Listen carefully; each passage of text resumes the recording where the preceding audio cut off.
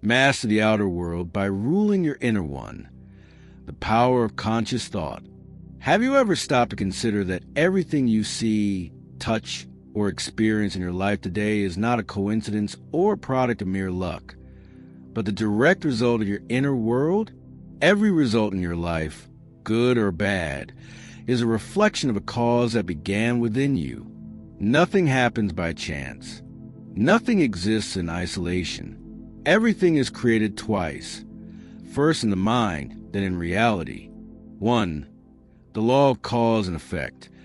Your inner world shapes the outer one. This universal law governs every aspect of our existence. Thoughts are the seeds, and the external world is the harvest. If you plant fear, you reap anxiety.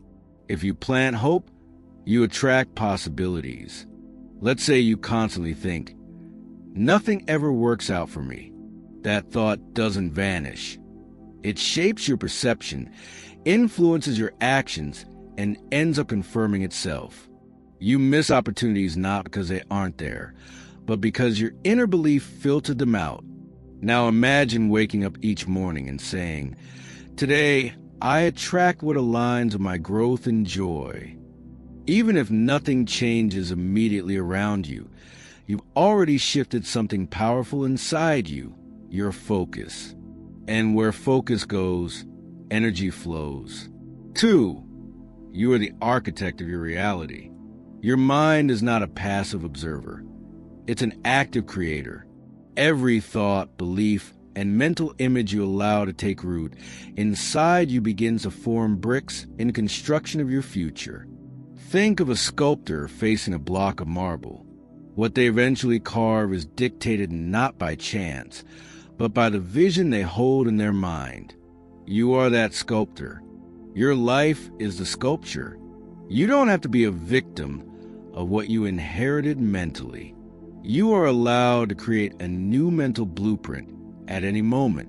Your thoughts are not fixed. They're tools. Pick the ones that build, not break. 3. Mental redemption can happen at any time. One of the most liberating truths you can embrace is this: you are allowed to change your mind. At any moment, you can forgive yourself, redirect your thoughts, and rewrite your story. Let's say you've lived years believing you're not good enough. That belief, though persistent, is not a sentence. It's just a script, and scripts can be rewritten. Instead of dwelling on the past, begin a new pattern. I am learning. I am growing. I am evolving. When this becomes your dominant inner conversation, everything else slowly but surely starts to align. From reactivity to proactivity, taking ownership of your mental state. Most people are reactors. They see something bad, they feel bad, they hear something negative, they absorb it. But conscious mind doesn't merely react, it responds. Imagine walking into a storm and deciding, "I carry my own sun." That's the shift from victim to creator. You begin to realize you don't have to live at the mercy of external chaos. You can anchor your peace within. Instead of saying, "They made me angry," say, "I chose to respond with anger, and I can choose differently next time." That is mental sovereignty. 5. The power of imagination, creating first in the mind. Albert Einstein once said, "Imagination is more important than knowledge." And he was right. Your imagination is a creative force, not a childish escape. Let's say you're facing financial challenges. Instead of obsessing over debt, close your eyes and imagine yourself handling money with wisdom, generosity, and abundance. Picture yourself paying bills with ease, investing with confidence. The more vividly you imagine this new version of you, the more your subconscious accepts it as possible and begins to make space for it in reality. 6. Words or spells. Speak your reality into existence. Words carry power. They don't just describe reality, they shape it. The things you say, especially about yourself, become scripts your subconscious follows. If you constantly say, "I'm terrible with relationships," your mind will find ways to prove it right. But if you start affirming, "I attract relationships that uplift and support me," your behavior and energy start to shift toward that truth. Your words should reflect the life you're building, not the one you're trying to leave behind. 7. Positive affirmations. Seeds for a renewed mind. Affirmations are not magic, but they are mental medicine. They help reprogram patterns that no longer serve you. Examples: I am worthy of love and respect. I trust my intuition and make wise decisions. I am the author of my own reality.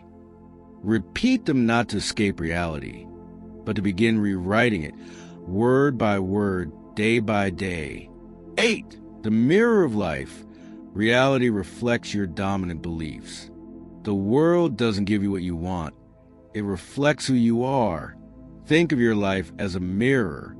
If you don't like the reflection, you don't smash the mirror. You change the image it's reflecting. For instance, if your life feels chaotic, ask, "Where am I chaotic inside?"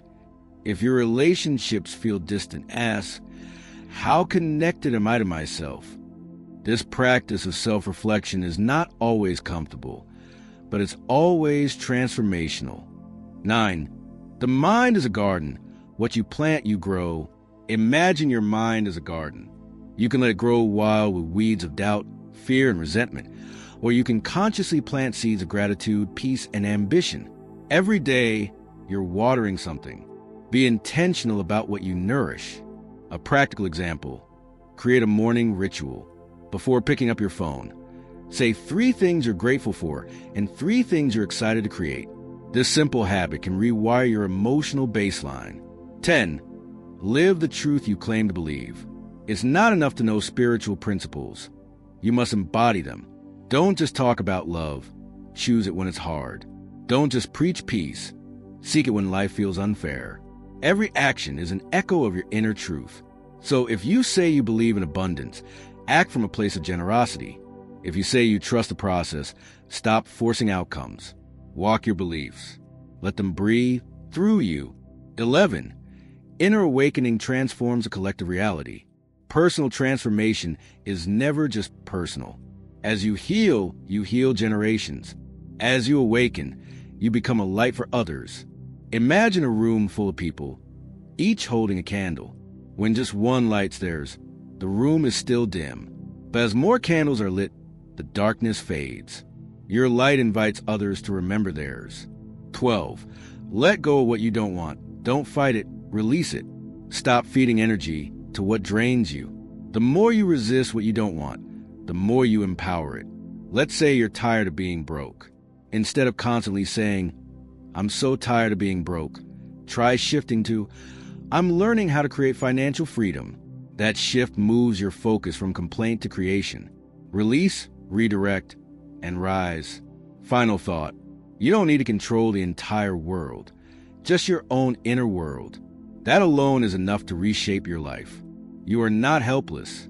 You are powerful beyond measure.